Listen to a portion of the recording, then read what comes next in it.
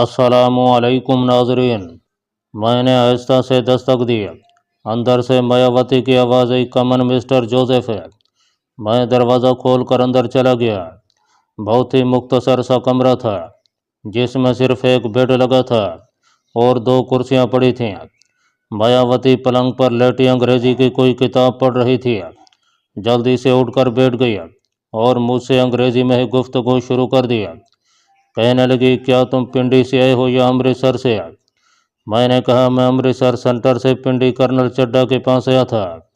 वहाँ से कराची भगत राम और मेला राम है और तुमसे ज़रूरी मीटिंग करने आया हूँ। आज रात भगत राम के कलीने के ऊपर वाले मकान में ज़रूरी मीटिंग है। तुम्हें वहाँ ज़रूर पहुँचना होगा। उसे मेरी बातों से यही अंदाज़ा हुआ था कि मैं इंडिया की सेंट्रल इंटेलिजेंस एजेंसी का कोई बड़ा अफसर हूँ और इन लोगों की कारकर्दगी के बारे में रिपोर्ट तैयार करने यहाँ आया हूँ। कहने लगी, सर क्या कोई ख़ास बात हो गई है? मैंने कहा, ये मैं तुम लोगों को आज रात की मीटिंग में ही बताऊंगा, लेकिन एक बात मैं तुमसे उन लोगों को बताए बगैर कहना चाहता हूँ। पिछले 2 महीनों में तुम्हारी यहाँ की सरगर्मियों के बारे में जो खुफिया रिपोर्टें अमृतसर सेंटर से होती हुई दिल्ली के फेडरल सेक्रेटरीट को पहुँची हैं, वो बिल्कुल बेकार रिपोर्टें हैं। मैंने देखा कि मायावती का चेहरा ज़रा सा उतर गया था। साफ लगता था कि उसे पाकिस्तान में रहकर भारत के लिए जासूसी करने के एवज अच्छा खासा मुआवजा मिलता है, जो मेरे इस रिमार्क की वजह से उसे ख़त्म होता नजर आने लगा था। कहने लगी, सर मैं तो हर मुमकिन कोशिश करती हूँ कि दिल्ली को बेहतर से बेहतर रिपोर्ट भिजवाऊँ। मैंने उसकी बात काटते हुए कहा, दिल्ली गवर्नमेंट को पाकिस्तान में आए हुए गैर मुल्की वफूद की सरगर्मियों से इतनी दिलचस्पी नहीं है। हमें तो यहाँ के सियासी हालात की ताज़ा तरीन और अंदरूनी रिपोर्ट चाहिए। आखिर तुम्हें इतनी तनख्वाह किस बात की दी जा रही है? मायावती तो एकदम बुझ सी गई। कहने लगी, सर आप जैसी रिपोर्टें कहेंगे मैं वैसी ही भिजवाऊंगी। प्लीज़ मुझे एक चांस ज़रूर दें। मैं ये मालूम करना चाहता था कि उसके साथ कोई खुफिया तौर पर और आदमी तो काम नहीं कर रहा जिसको उसने दूसरे भारतीय तखरीबकारों को बताए बगैर अपने साथ लगा रखा हो, क्योंकि एक औरत इतनी ज़्यादा जासूसी नहीं कर सकती जितनी कारकर्दगी मुझे भगत राम ने इस लड़की की बताई थी। मैंने कहा, दिल्ली की फेडरल एजेंसी का ख्याल है कि तुम्हारे साथ किसी मर्द को भी यहाँ लगा दिया जाए और तुम्हारी तनख्वाह में से आधी काट कर उसे दी जाए। मायावती ने दोनों हाथ मेरे घुटनों पर रख दिए। कहने लगी, प्लीज़ सर ये ना करें। मैं वादा करती हूँ कि आइंदा से यहाँ की सियासी सरगर्मियों की पूरी खुफिया रिपोर्ट भेजूंगी। मैंने उससे बरह रास्त सवाल पूछ लिया, मायावती मुझे सच सच बता दो, क्या तुम्हारे साथ यहाँ कोई मकामी या बाहर से आया हुआ आदमी तो काम नहीं कर रहा? मायावती ने इसके जवाब में जो वजाहत पेश किया उससे मैंने यही नतीजा निकाला कि उसका कोई साथी नहीं है और वो अकेली ही इस होटल में बैठी पाकिस्तान दुश्मन सरगर्मियों में मसरूफ़ है। जब मेरी तसल्ली हो गई तो मैंने कहा, ओके, रात होते ही भगत राम के क्लिनिक पर पहुंच जाना, बाकी बातें वहां पर होंगी। मायावती ने मेरा हाथ पकड़ लिया और बड़ी अदाए ख़ास से मेरी तरफ देखकर कहने लगी, सर क्या आप मुझे अपनी खिदमत करने का मौका नहीं देंगे? वो क्या खिदमत करना चाहती थी ये मैं अच्छी तरह जानता था, लेकिन उसे मालूम नहीं था कि मैं किस मिट्टी का बना हुआ हूँ और मैं हकीकत में कौन हूँ। मैंने अपना हाथ छुड़ाते हुए कहा, मुझे इसकी ज़रूरत नहीं है, और मैं उसके कमरे से निकल गया। मेरे लिए वक्त गुजारने का यही एक बेहतरीन ज़रिया था कि किसी सिनेमा हाउस में बैठकर फ़िल्म देखूं। चुनाचे मैं सदर के एक सिनेमा हाउस में आ गया। याद नहीं रहा वहाँ कौन सी पाकिस्तानी फ़िल्म लगी हुई थी। बस यूँ समझ लें कि सारा वक्त सिनेमा हॉल में सोया रहा।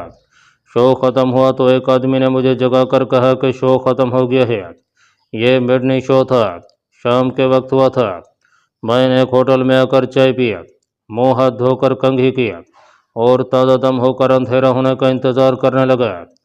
जब शाम का अंधेरा गहरा हो गया तो मैं रक्षा पकड़कर अल्लाह यार यानी भगत राम के होम्योपैथी के क्लिनिक पर आ गया। मैं उसके क्लिनिक में ही बैठ गया। डॉक्टर भगत राम ने मुझे आंखों के इशारे से इंतज़ार करने को कहा। ठीक रात के 8 बजे वो क्लिनिक बंद करने के लिए उठा और मुझसे कहने लगा, सर मेला राम और मायावती भी आने ही वाले होंगे, आप ऊपर चल कर बैठें। आपकी होटल में मायावती से मुलाकात हो गई थी। میں نے کہا ہاں ہو گئی تھی۔ میں کلینک سے نکلنے لگا تو اس نے کہا پیچھے گلی میں مکان کا دروازہ ہے سر، اوپر والا کمرہ کھلا ہی ہے۔ میں پچھلی گلی کے دروازے میں سے ہو کر مکان کی دوسری منزل والے کمرے میں آ گیا۔ یہ کمرہ بھی بھگت رام کی دکان کی طرح بوسیدہ اور خستہ حال تھا۔ میں ایک کرسی پر بیٹھ کر سگریٹ پینے لگا۔ اتنے میں دروازہ کھلا اور مایاوتی اندر آ گیا۔ اس نے مسکراتے ہوئے مجھے ہاتھ جوڑ کر پرنام کیا اور میں نے اسے سخت لہجے میں کہا مجھے ہندوؤں کی طرح ہاتھ جوڑ کر پرنام کرنے کو کس نے کہا ہے؟ یہاں تم انڈیا کی صفائی ہو تو میں یہاں کے مسلمانوں کی طرح سلام کرنا چاہیے۔ وہ آئی ایم سوری سر کہتی ہوئی میرے ساتھ والی کرسی پر بیٹھ گئی اور بڑی لگاوٹ سے بولی سر اگر آپ آج رات کا کھانا میرے ساتھ ہوٹل میں کھائیں تو مجھے بڑی خوشی ہوگی۔ سر میں آپ کو ایک بڑی خفیہ بات بتانا چاہتی ہوں۔ یہ ایسی راز کی بات ہے کہ بھگت رام اور میلا رام کو معلوم نہیں ہے۔ میرے کان کھڑے ہو گئے۔ میں نے سوچا اس عورت کی دعوت قبول کر لینی چاہیے۔ ہو سکتا ہے پاکستان میں سمگل کیے گئے کچھ اور بھارتی تقریب کاروں کا سراغ مل جائے۔ میں نے اس کے ہاتھ کو اپنے ہاتھ میں لے کر دباتے ہوئے انگریزی میں ہی جواب دیا مایاوتی میں تمہاری ڈنر کی دعوت قبول کرتا ہوں۔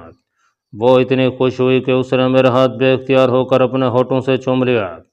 میں اس سے خفیہ راز معلوم کرنے کی خاطر اس سے بھرپور تعاون کرنا چاہتا تھا۔ میں نے کہا میٹنگ ختم ہو گئی تو میں تمہیں کہوں گا کہ تم اپنے ہوٹل واپس چلی جاؤ۔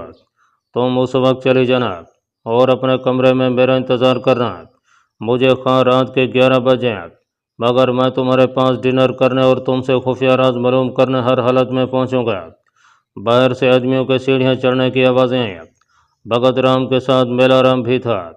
کمرے کی جلتی بتی کی روشنی میں نے میلا رام کو اوپر سے نیچے تک دیکھا۔ یہ بھارتی ہندو کسرتی بدن والا بدماش ٹائپ آدمی لگتا تھا۔ عمر زیادہ نہیں تھی مگر چہرہ بڑا پختہ تھا۔ مجھے سلام کر کے وہ ایک طرف بیٹھ گیا۔ بھگت رام نے دروازہ بند کر دیا اور کہنے لگا سر میں نے میلا رام کو بھی بتا دیا ہے کہ امرتسر ہیڈ کوارٹر ہمارے کام سے مطمئن نہیں ہے اور ہمیں اپنی اعلیٰ سے اعلیٰ کارکردگی دکھانی ہوگی۔ سر مجھے یقین ہے کہ آپ نے یہ باتیں مایاوتی کو بھی سمجھا دی ہوں گی۔ میں نے کہا میں نے اسے بھی بتا دیا ہے اور اب آپ کو بھی مزید بتانا چاہتا ہوں کہ آپ لوگوں کی کارکردگی سے دلی فیڈرل حکومت کی انٹیریئر منسٹری اور سینٹرل خفیہ ایجنسی کو سخت مایوسی ہوئی ہے۔ میں نے ان کے چہروں پر اس بات کا رد عمل دیکھا۔ سب کے چہرے لٹک گئے تھے۔ میں نے نیا سگریٹ سلگا کر کہا لیکن دلی گورنمنٹ آپ لوگوں کو ایک چانس ضرور دینا چاہتی ہے کیونکہ بہرحال آپ ہمارے بااعتماد اور تجربہ کار آدمی ہیں۔ لیکن مجھے بھارت کی حکومت نے خاص طور پر یہ ہدایت کی ہے کہ میں آپ کو بتا دوں کہ آپ کو دیا جانے والا یہ آخری موقع ہوگا۔ اس میں بھی اگر آپ نے اپنی بہتر کارکردگی نہ دکھائی تو پھر آپ سب کو واپس دلی بلا کر نوکریوں سے برخاست کر دیا جائے گا۔ تینوں نے باری باری مجھے یقین دلایا کہ وہ اب بہتر سے بہتر کام کریں گے۔ میلا رام کہنے لگا سر اس جمعہ کی نماز کے وقت میں جس مسجد میں موٹر سائیکل پر بیٹھ کر کلاشنکوف سے فائر کروں گا بھگوان نے چاہا تو اس فائرنگ سے ایک بھی نمازی مسلمان زندہ نہیں بچے گا۔ بھگت رام کہنے لگا سر ہم کراچی کے سٹی اسٹیشن پر اس بار زبردست طاقت والا بم بلاسٹ کریں گے۔ آپ دیکھ لیں گے اتنا زبردست دھماکہ ہوگا اور اتنی تباہی پھیلے گی کہ کراچی والوں نے ایسی تباہی کبھی نہ دیکھی ہوگی۔ میں نے کہا شاباش ایسے 2-4 کام کرو گے تو تمہارا ریکارڈ بالکل صاف ہو جائے گا اور میں بھی تمہاری سفارش کر سکوں گا۔ پھر میں نے بھگت رام سے کہا تم لوگوں کے پاس اسلحہ بھی ناقص ہوتا ہے اور تمہارے بم بھی ٹھیک وقت پر نہیں پھٹتے۔ ہمیں اس قسم کی رپورٹیں بھی بھیجی جاتی ہیں۔ مجھے ابھی چل کر وہ بم اور اسلحہ دکھاؤ جو تم لوگ آئندہ چند دنوں میں استعمال کرنے والے ہو۔ بھگت رام بولا اوکے سر آپ ابھی ہمارے ساتھ چلیں۔ ہم نے تو شہر سے باہر یہ سارا اسلحہ ایک خفیہ مقام پر چھپا کر رکھا ہوا ہے، ہمارے ساتھ چلیں۔ میں نے مایاوتی سے کہا مایاوتی تم بے شک واپس اپنے ہوٹل چلی جاؤ، تم سے کل ملاقات ہوگی۔ مایاوتی یس سر کہہ کر اٹھی اور خاموشی سے کمرے سے نکل گئی۔ اس کے جانے کے 5 منٹ بعد بھگت رام نے میلا رام تقریب کار سے کہا جاؤ جا کر پرانے گراج سے اپنی گاڑی نکال کر لے آؤ۔ وہ فوراً اٹھ کر چلا گیا۔ भगत राम कहने लगा, सर हमने इस किस्म के कामों के लिए एक पुरानी गाड़ी रखी हुई है। वारदातें हम आमतौर पर मोटरसाइकिल पर करते हैं। इस मकसद के लिए हमारे पास 2 बिल्कुल नए मोटरसाइकिल मौजूद हैं। 15-20 मिनट के बाद मेलाराम गाड़ी लेकर आ गया। हम मकान के अगबी दरवाजे से निकलकर अंधेरे में खड़ी गाड़ी में बैठ गया और गाड़ी एक तरफ रवाना हो गई। ये लोग मुझे उस जगह पर ले गया जहाँ सारा इलाका उजाड़ और वीरान था। अंधेरे में छोटी छोटी खुश्क पहाड़ियाँ इस तरह दिखाई दे रही थीं जैसे बड़े बड़े हेबतनाक डायनासोर्स बैठे हों। इन खुश्क बंजर टीलों में एक जगह टीले के पीछे इन्होंने एक कच्ची कोठड़ी बनाई हुई थी। भगत राम ने कोठड़ी का ताला खोला। अंदर जाकर उसने बैटरी से रोशन होने वाला छोटा सा लैंप जला दिया। कोठड़ी में हल्की हल्की रोशनी हो गई। मैंने देखा कि कोठड़ी में दीवार के साथ लकड़ी के 10-12 बक्स पड़े थे। एक मेज पर 15-20 कलाशनकोफें, 10 बम, पिस्तौल, गोलियां और टाइम बम रखे हुए थे। मैंने उन्हें गौर से देखा। मेलाराम कहने लगा, सर ये ग्रेनेड बड़े ज़बरदस्त हैं। इस बार हम मस्जिद में कलाशनकोफ की फायरिंग के साथ 4 ग्रेनेड भी मारेंगे। मैंने एक ग्रेनेड उठा लिया और उसका जैसे मुआयना करने लगा। फिर इन लोगों का मुंह दूसरी तरफ करने के लिए मैंने लकड़ी के बक्सों की तरफ इशारा किया। उन बक्सों में क्या है? भगत राम और मेलाराम दोनों भारतीय दहशतगर्द लकड़ी के बक्सों के पास चले गए। मैं यही चाहता था।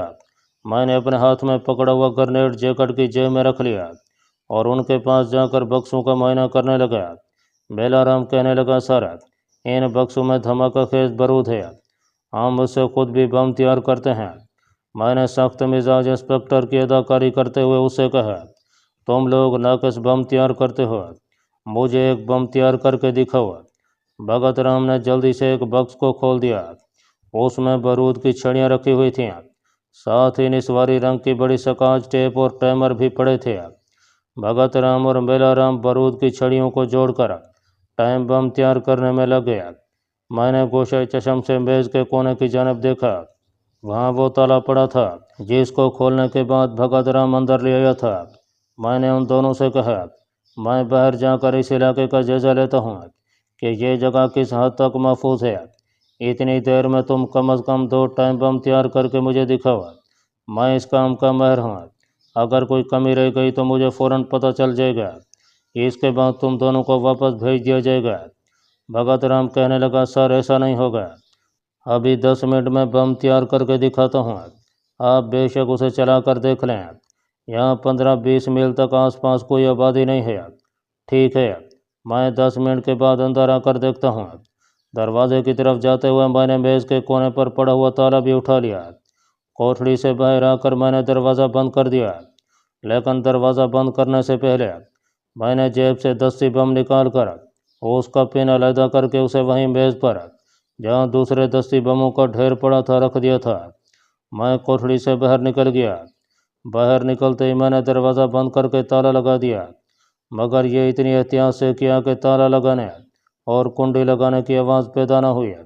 10 बम फटने में 10-15 सेकंड का ही वक्फा था।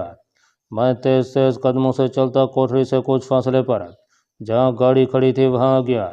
गाड़ी में बैठते ही मैंने उसे स्टार्ट किया और गाड़ी का गियर लगाकर उसे जितनी तेज़ चला सकता था चलाता वो उस कोठड़ी से निकल गया। मैं दूसरे टीले के करीब पहुंचा था कि कोठड़ी में एक धमाका हुआ। इसके साथ ही धमाकों का सिलसिला शुरू हो गया। 2 या 3 सेकंड के बाद एक ऐसा धमाका हुआ जैसे पहाड़ी फट गई हो, ज़मीन ऊपर नीचे हो गई हो। मैंने गाड़ी को बिल्कुल ना रोका। पीछे देखा तो जिस पहाड़ी के दामन में असला और गोला बारूद की कोठड़ी थी वहाँ ऐसे आग लगी हुई थी जैसे कोई आतिशफशां पहाड़ फटकर आग उगल रहा हो। दोनों भारतीय तकरीबकार अपने तमाम गोला बारूद समेत उड़ गए थे। मैंने गाड़ी को कराची की तरफ जाने वाली सड़क पर डाल दिया। हम जिस तरफ से गाड़ी लेकर आए थे मैं उसी रास्ते से गाड़ी वापस ले जा रहा था। दूर से कराची के सितारों की तरह झिलमिलाती रोशनियां नजर आ रही थीं। कराची शहर में दाखिल होते ही मैंने गाड़ी की रफ्तार आहिस्ता कर दिया। रात ज़्यादा नहीं गुजरी थी। कराची की सड़कों पर बड़ी रौनक थी। गाड़ियां वगैरह गुजर रही थीं। कराची इतना बड़ा शहर है कि इसकी सड़कों पर सारी रात ट्रैफिक जारी रहती है। मैंने इस सड़क को पहचान लिया जो मायावती के आलीशान होटल की तरफ जाती थी। कोई आधे घंटे बाद मैं होटल पहुंच गया। गाड़ी मैंने पार्किंग लॉट में खड़ी की। सामने लगे आईने में देखकर अपने बालों में कंघी फेरी और बड़े आराम और सुकून के साथ गाड़ी की चाबी वाली जंजीर घुमाता होटल की लॉबी में आकर सीढ़ियाँ चढ़ने लगा। मायावती का कमरा मैंने देखा हुआ था। वो अपने कमरे में मेरा इंतज़ार कर रही थी। मैं उसे वो खुफिया राज मालूम करने के लिए बेताब था जिसको बताने का उसने मुझसे वादा किया था। मुझे पूरी उम्मीद थी कि मायावती की मदद से पाकिस्तान में भारतीय तखरीबकारों के किसी दूसरे गिरोह का पता चल जाएगा और मैं मायावती के साथ उस गिरोह को भी जहन्नुम में पहुंचाने के बाद ही श्रीनगर का रुख करूंगा। मायावती ने अपने छोटे से कमरे में मुझे खुश करने का सारा बंदोबस्त किया हुआ था। कमरे में सिर्फ बहुत धीमी रोशनी वाला टेबल लैंप ही पलंग के सिरहाने की जानिब रोशन था। फिजा में किसी गैर मुल्की परफ्यूम की बड़ी रोमानवी खुशबू फैली हुई थी। मायावती ने गुलाबी रंग का रेशमी गाउन पहन रखा था। मायावती ने पलंग से उठकर मेरा खैर मकदम किया और दरवाज़ा बंद करके पलंग पर सिमट कर बैठ गया। उसने मुझसे तखरीबकारों के असले बारूद के बारे में पूछा जिसका मैं मुआयना करने गया था। मैंने कहा ठीक है, मगर इन लोगों को टाइम बम बनाने नहीं आते, इसलिए वो धमाके के बाद ज़्यादा नुकसान नहीं करते। मायावती कहने लगी, सर आपको चाहिए कि अमृतसर से कोई इस काम का महर बुला लें। भगत राम और मेलाराम को इमिग्रेशन की इतनी समझ नहीं है। मैंने कहा यह रिपोर्ट भी मैं अमृतसर जाकर पेश करने वाला हूँ। वहाँ जो फैसला होगा उस पर अमल किया जाएगा। मैंने मायावती से बराह रास्त सवाल कर दिया, तुम मुझे कोई राज की बात बताने वाली थी, वो कौन सा राज है? मैं तुम्हें यकीन दिलाता हूँ कि मैं किसी को नहीं बताऊँगा कि ये राज तुमने मुझे बताया था। मायावती उठकर दीवार में लगी हुई अलमारी के पास गई। उसमें से 2 गिलास और बोतल निकाल कर उसने मेज़ पर रख दिया और अंग्रेजी में बोली, सर पहले तो आप फ्रेश हो जाएं, फिर राज की बात बताऊंगी। मैंने कहा, मायावती मैं इस वक्त ड्यूटी पर हूँ और जब मैं ड्यूटी पर होता हूँ तो शराब वगैरह बिल्कुल नहीं पीता। मैंने मायावती के गिलास में शराब का एक पैक बना दिया। हाँ तुम बेशक पी सकती हो क्योंकि तुम ड्यूटी पर नहीं हो। मायावती मुझसे लाड प्यार के मूड में थी। मैंने अपने रवैये से उस पर वाज़ेह कर दिया कि मैं इस मूड में नहीं हूँ। मैंने सिगरेट सुलगा लिया और उससे कहा, तुम बेफिक्र होकर मुझे राज बता दो। मैं तुम्हें एक बार फिर यकीन दिलाता हूँ कि तुम्हारा नाम कहीं नहीं आएगा। मायावती ने शराब के 2-3 घूंट पिए और सिगरेट सुलगाने के बाद बोली, सर आपको तो मालूम ही होगा कि इस इलाके में हमारे भारतवर्ष का एक सिंधी हिंदू मर्चेंट डानी भी मौजूद है जिसको दिल्ली की हुकूमत ने बड़े वसी इख्तियारात दे रखे हैं। मैं हिम्मतन गोश हो गया। वो सिगरेट का कश लगा रही थी। उसने धुआं छोड़ते हुए कहा, सर इसमें कोई शक नहीं है कि हम लोग एक दूसरे की सरगर्मियों से बेखबर होते हैं। मर्चेंट डानी के बारे में भगत राम और मेला राम को भी इल्म नहीं है कि हमारे भारतवर्ष का कितना बड़ा सिपाही इस इलाके में काम कर रहा है। पहले मुझे भी मालूम नहीं था, मगर आप जानते हैं कि मैं होटल मीडिया में हूँ। यहाँ हर किस्म के लोगों से वास्ता है। एक बार कराची के एक बाज़ार में 2 तकरीबकारों ने अंधाधुंध फायरिंग करके 10-15 आदमियों को मार डाला। मैंने ये खबर अखबार में पढ़ी तो खुश हुई कि हमारे एजेंट पाकिस्तान में दहशत गर्दी का काम बड़ी कामयाबी से कर रहे हैं।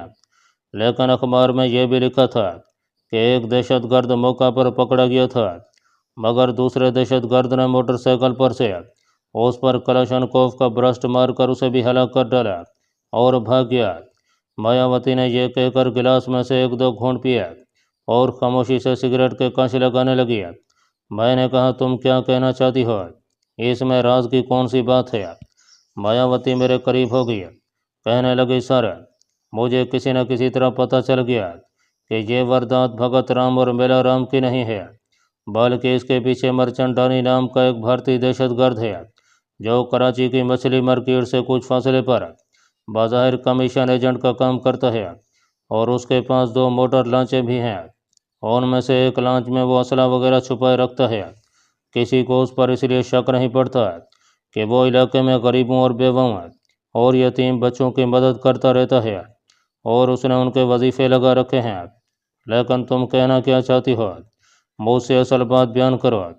मायावती ने कहा, सर मैं सिर्फ ये कहना चाहती हूँ और सिर्फ आप ही से कह सकती हूँ कि ये मर्चेंट डानी हमारी काज को नुकसान पहुँचा रहा है। वो कैसे? मायावती हल्के हल्के सरूर में थी। कहने लगी, सर आपको तो मालूम ही है کہ ہمیں پاکستان میں بم دھماکوں اور مختلف جگہوں پر فائرنگ کرنے کی وارداتوں کے لیے بعض اوقات مقامی لوگوں کو ہائر کرنا پڑتا ہے۔ ہم انہیں الگ الگ واردات کے عوض بھاری رقم ادا کرتے ہیں اور یہ رقم ہماری حکومت کے خزانہ سے ادا کی جاتی ہے۔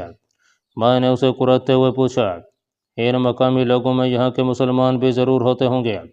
مایاوتی نے نفی میں سر ہلاتے ہوئے کہا، نو سر، کوئی مسلمان خواہ وہ اپنی حکومت کے کتنا ہی خلاف کیوں نہ ہو، وہ اپنے مسلمان بھائی کا خون بہانے پر کبھی تیار نہیں ہوتا۔